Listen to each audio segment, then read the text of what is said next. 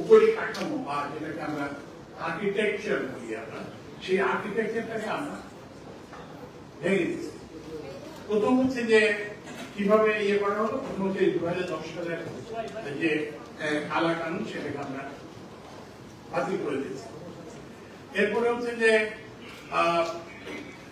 বিআরসির ক্ষমতা কুক্ষিগত করা হয়েছিল, ক্ষমতা সরকারের নিয়ে আসা হয়েছিল এই যে মূল্য নির্ধারণের ক্ষেত্রে, এবং আমরা সেই ক্ষমতাটা বিআরসি কে ফেরত দিয়ে দিচ্ছি।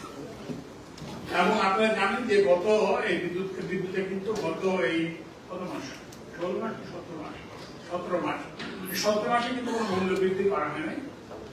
তো আমরা প্রথম যে কাজটা করেছি সেটা হচ্ছে যে এইটা বললাম যে ভবিষ্যতে যাতে দুর্নীতির দুর্নীতিটা একটু নির্মূল করা যাবে না, কিন্তু দুর্নীতির সুযোগ যাতে সীমিত হয় সেই জন্য আমরা সব ব্যবস্থা। আরো আপনারা জানেন যে আমরা ওই যে যেসব কনফ্লিক্ট অফ ইন্টারেস্ট সেগুলো রিমুভ করছি। যেমন ধরেন এই যে আগে একই মন্ত্রণালয়ের সচিব আবার একই মন্ত্রণালয়ের অধীন কোম্পানিগুলোর চেয়ারম্যান ছিলেন। আগে বিদ্যুৎ বিভাগের কোম্পানিগুলোর সচিবরা বিদ্যুৎ বিভাগের কোম্পানির চেয়ারম্যান হতেন, ওই জ্বালানি বিভাগের কোম্পানির সচিবরা জ্বালানি বিভাগের কোম্পানির চেয়ারম্যান। আমরা এটা বন্ধ করে দিয়েছি। এখন আর জ্বালানি বিদ্যুৎ বিভাগের কোন সচিব বিদ্যুৎ বিভাগের কোন কোম্পানিতে চেয়ারম্যান নাই, কিংবা জ্বালানি বিভাগের কোন সচিব জ্বালানি বিভাগের কোন কোম্পানিতে। এরপরে যে দ্বিতীয় জিনিসটা যে এটা ছাড়াও আমরা কতগুলো আইনগত যেমন ধরেন, এক নম্বর হচ্ছে যে আমরা নবায়নযোগ্য জ্বালানি নীতিমালা করেছি 2025। এরপরে হচ্ছে যে মার্চেন্ট পাওয়ার পলিসি 2025, এটা আমরা করছি।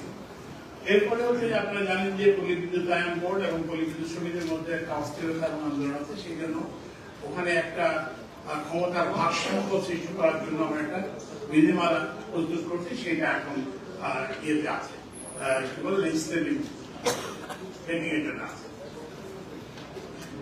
এরপরে যে জিনিসটা হলো আইন, এই যে আইনের কথা বলা হলো, এরপরে যে জিনিসটা আমরা করছি সেটা হচ্ছে যে দুর্নীতি হয়েছে, আপনার পত্রিকা লিখছেন এবং টাকার অঙ্কে বলা হয়েছে, কিন্তু দুর্নীতিটা কিভাবে হয়েছে এইটা কিন্তু আমরা অনুসন্ধান করছি।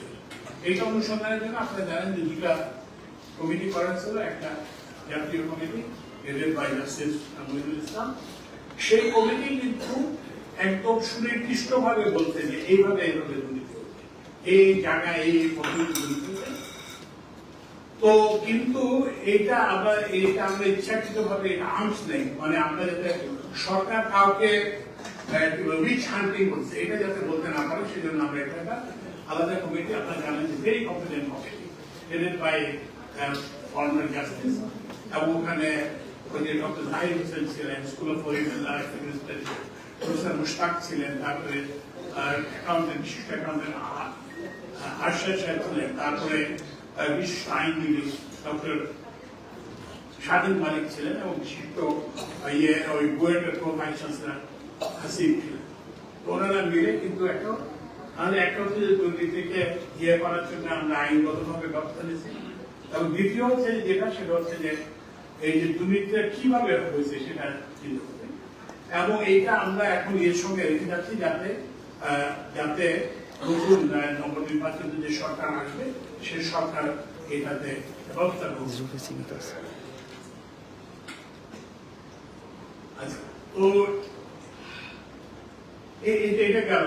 আর এরপরে হচ্ছে যেটা মেইন যেটা ইয়ে ছিল সেটা হচ্ছে আরেকটা জিনিস যেটা আরেকটা কমিটি কাজ করছে, সেটা সবাই বলছে ট্যারিফ বেশি, কিন্তু কত বেশি সেটাও কিন্তু একটা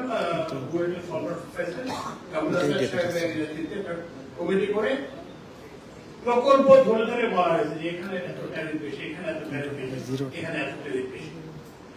তো এই জন্য মানে আমরা যেটা বললাম যে নতুন সরকারের জন্য আমরা এই জিনিসগুলো রেখে যাচ্ছি আমাদের উপহার হিসেবে। এরপরে আরেকটা যেটা বড় কাজ আমরা রেখে যাচ্ছি, একটা energy and power sector master plan. আপনারা ছিলেন কিনা জানেন, গতকালই স্টেক হোল্ডার্স কনসালটেশনে আমরা এটা রেখে যাচ্ছি। এছাড়াও আমি একটা চিঠি রেখে যাবো আমার সাকসেসরের জন্য, স্টেটমেন্ট ফর সাকসেসর, যেটা আমি এসে পাইনি।